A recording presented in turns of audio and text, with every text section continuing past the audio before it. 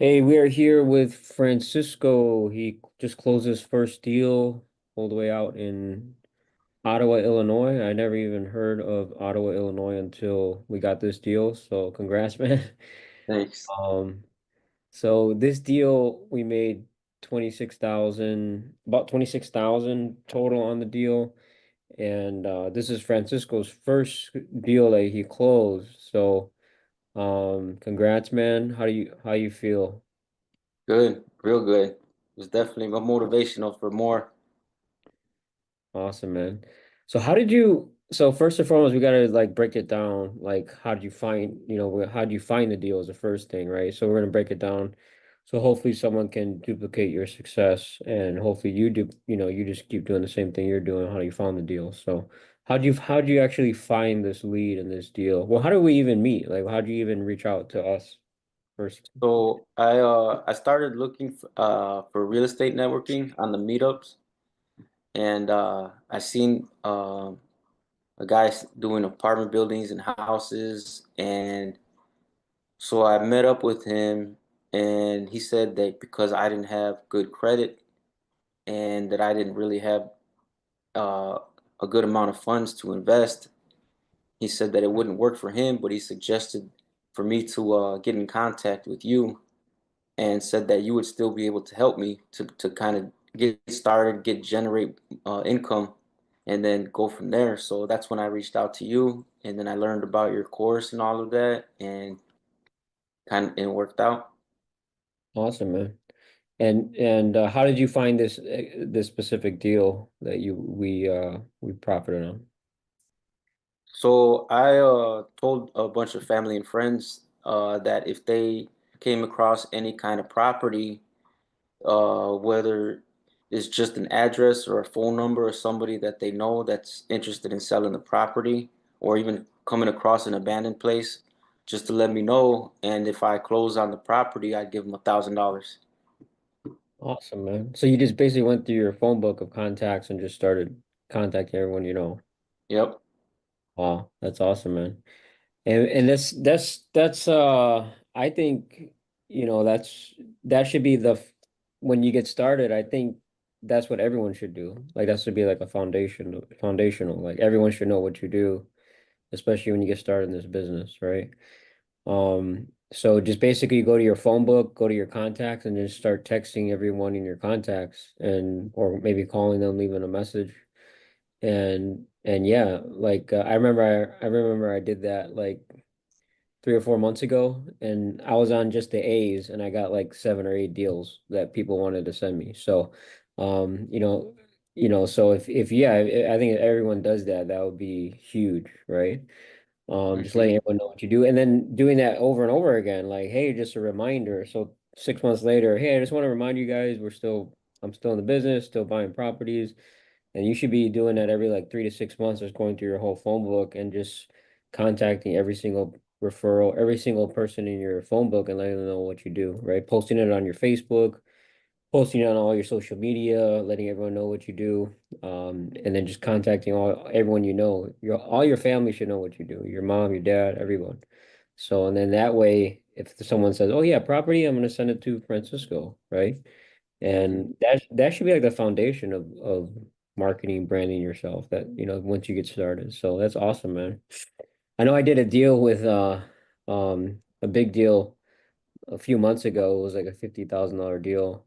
And the same thing. He's like, I just called my old landlords that I used to rent properties. I just went through my phone book and he called his own landlord. He was selling his 30-unit building and he sold it to him. So and he sent it to us. So that's a great foundational. And treat them like follow-up. Like always, like I said, just every 3 to 6 months, everyone's getting a reminder of what you do, right?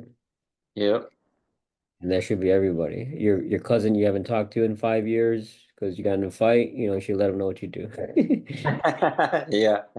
Yeah. Yep. So so when you're this was a family member that sent you the deal, or was it a Yeah. friend? Yeah. It was. Family. Remember. Yep. Awesome, man. So once you got the deal, what'd you do? Like, you're brand new, you don't know how to analyze deals yet. So what'd you do when you found the deal? Well, I joined your course for a little bit, but I still wasn't financially stable enough, unfortunately, to keep it going. But I did remember, I did go through your course, so I remembered some of the things to ask. Yeah, So I just kind of wrote down on a piece of paper what I did remember, and then the things that I didn't. Plus, I had your contact information. So you had sent me, the things that I couldn't remember. You had told me you need to know this, this, this, this. So I got a whole list of the stuff that I needed to ask the owner, and I just kind of jotted everything down, and then I sent you back the information that was needed. yeah. So you got the basic information, like all the information on the property, and then you send it to us to analyze it, come up with the offer, right? Yep. Got it. So did you meet the owner first, or did you just all over the phone first? I actually did meet him. When I my first time to talk to him, because like I said, he didn't even have a phone himself. He had like he was 3 months behind on his mortgage. Didn't have any money. He was gonna go in foreclosure, so I had to drive out to him and then meet him and then buy him a phone even. But it And works out, so it was worth it. how far you live away from that area? About an hour away.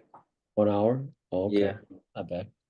Yep. Awesome, man. So before you even made any offer, you met with him. So I don't really recommend that, but this situation it did work out because if you were to meet every owner to make an Yeah. offer, you're probably wasting a lot of time. Hmm. So what I do recommend is just get them on the phone, analyze the deal, look at the numbers, and if the numbers are close, that's when we'll go and meet the owner face to face and try to get a contract, signed. But you did good, man. But next time I would try to analyze it first and then go and meet with him. Okay. And how'd you get it under contract? Like what was so you sent it to us, we analyzed it, we sent you the offers to make. How did you actually get him to sign the contract? Well, he was pretty eager to get rid of the property. He knows he was probably going to go in foreclosure anyways. So he just kind of wanted some kind of profit out of it. He just had a set number in his head and he said, as long as I make this, I don't care what you make. Yeah, awesome, man. And so it was pretty much really not you didn't really negotiate or try too hard to get the contract signed. He was No. pretty easy, right? But we Yep. we sent the contract to him, right? So Yeah. yeah, once we agreed on a number, we sent the contract to the owner signed, and this was actually a straight option deal. We listed it, so this wasn't like an off-market wholesale. And surprisingly, like we sold it, like it took like what, a week or two to find a buyer? Not even. Probably like 4 or 5 days. Yeah, Not I even think a whole week. I think we definitely priced it probably too low because I mean that demand there was literally like I don't know 10 buyers that went in within 4 or 5 days, and then we had two offers, and we literally had about 7 or 8 offers, but two of them they went over asking. Right, I think it was what was it, like 15 over asking we got it, or how much was that? I don't Yeah, I remember. think so. I So think yeah, that's what. I think we listed it for 140, and then it ended up selling for 155. So it sold 15,000 over the asking price. Yeah. So that was I've never done a deal in Ottawa, so I didn't know that it was gonna sell like that. I thought it was maybe gonna sit on the market for a few months and then we'll find a buyer at 140. And that was pretty quick. So what you should do is find some more deals in the same area because it's a hot market, right? So Hmm. I would probably, target Ottawa because we know that, there's a lot of buyers, that are looks like very hungry to buy properties over there. So Hmm. that's a good idea as well, right? Yep. So we basically listed it on the MLS and we found a conventional buyer. This is in Illinois, so I'm licensed there. So basically we got a commission on the deal. And so what are you going to do with the money that you made on the property? You're going to reinvest it back into the business, or what are you going to do? Yeah, I'm definitely gonna take up the recommendation on the X leads and also try to invest in other real estate stuff like Airbnb possibly. Oh yeah, you were talking about you may look into doing a rental arbitrage or Hmm. and what I recommend is doing like try to find a rent to own and then Airbnb. So Yeah. rent to own meaning that you it's like you own the property, so you lock in the equity for the next 3 years or whatever you negotiate. Yeah, I And was thinking of that too. yeah, so I don't do normal. I did do a bunch of rental arbitrages back in 4 or 5 years ago. But now I would only focus on like rent to own if I'm gonna stay in the middle because I want equity. So like 3, 4 years go by, I still have the property. If it went up 50 grand, you can cash out on that, right? So that's a good strategy like to use, yeah. And that's what I actually recommend is like you get 10 you get 10, 20 grand in profit from transactional deals like wholesaling, straight options. Reinvest that into finding a owner willing to do a rent to own with a low down payment, and you also invest into the furniture costs, furnish the property, and then turn around and make 1,000, maybe 2,000 a month, right, in profit. Hmm. So every time you make 10, 20 grand, look for the next rent to own deal that you can cash flow, right? So that's a good idea. So how can we help you get to duplicating this success where we're doing at least hopefully one deal a month? How can we help you? Like what would where would you need help? Um, I'm not sure. I mean, I could like I said, sign up for the X leads or prop wire or whatever it's called, and then try to go for that. And also still kind of like reach out to family and friends. Yeah. Try to see if I could get some kind of reach like Yeah. that also. Yeah, I would say yeah, that's good to we can help you set all that up as far as doing the X leads and doing campaigns and all that and setting up the AI robot and all that. So what's cool about it is that you can actually um go from, let's say you're calling 200 people a day and you're not getting enough leads in to make offers, you can add three, four, five different numbers, and then now you're doing like 1,000 calls a day. So if you don't got enough people coming in, you can just do it, add another campaign, and then keep going that way. Okay. And a good website for you is to find like a rent to own, maybe that you can turn around Airbnb is Furnish Finder. Furnish finder. Yeah, Yeah, I they tried have to go on. properties. What was that? I tried to go on like foreclosure.com and like nobody. I was calling a whole bunch of areas because I was thinking of rent to owns, but I kept getting a lot of no's, and pretty much they were saying that they wanted to give me like 2 or 3 years, and in order to do Airbnb, it has to be a conventional loan or commercial loan from what I was told. Now, Oh, you're calling foreclosure? yeah, Oh, okay. Yeah, for pre-foreclosures or properties that were foreclosed on, the diff were you calling like bank-owned properties or? no. So foreclosure.com, they have rent to owns also. They have rent to owns. Oh, They, okay. I didn't they know. have pre-foreclosures supposedly on there. I don't know how accurate their website is, but I looked into like 3 different websites. Plus, I tried calling on Zillow for Yeah.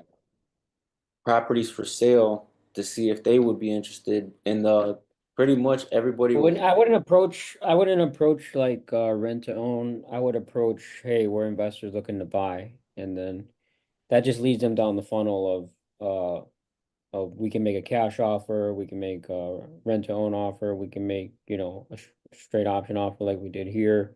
So, when you're contacting everyone, you're looking to buy the property, right? So I wouldn't we found better success as far as not approaching it where, hey, what we want to do rent to own on your property is like the initial message. The initial message should be, hey, we want to make offer on your property.